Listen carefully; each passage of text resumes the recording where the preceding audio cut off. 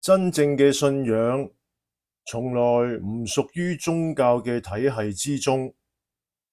宗教可以被命名、被歸黨、被制度化、被納入權力同歷史嘅網絡，但信仰係一種唔可以編碼嘅經驗。佢發生喺言語之前，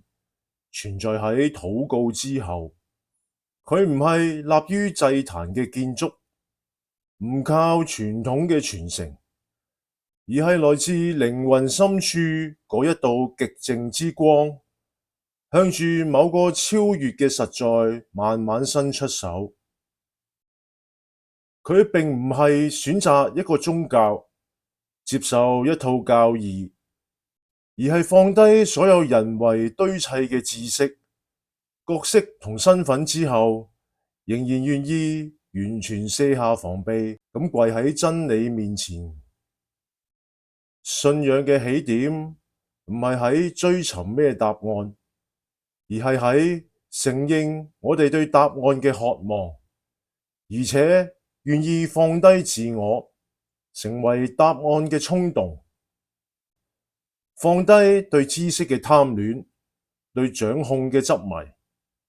放低用成就裝飾靈魂嘅企圖，放低將自己推上祭壇，塑造為偶像嘅傾向。唯有當人放下自身，先有可能接近嗰個見唔到嘅榮耀。唯有當自己唔再係信仰嘅主持，嗰個真正嘅信就開始發生。而嗰個被信嘅對象唔係理念，唔係系統，唔係形上學嘅概念，而係一位喺時空未曾啟動之前已經存在嘅造物主，一位用無聲召喚萬有，用愛編織歷史，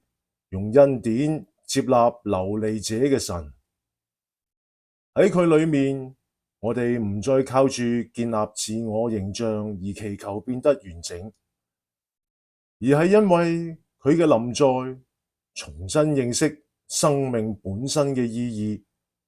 嗰個並唔係某種狀態或者擁有，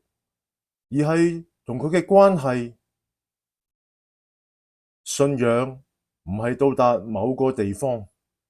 而係被帶返最初，被帶返嗰位話要有光，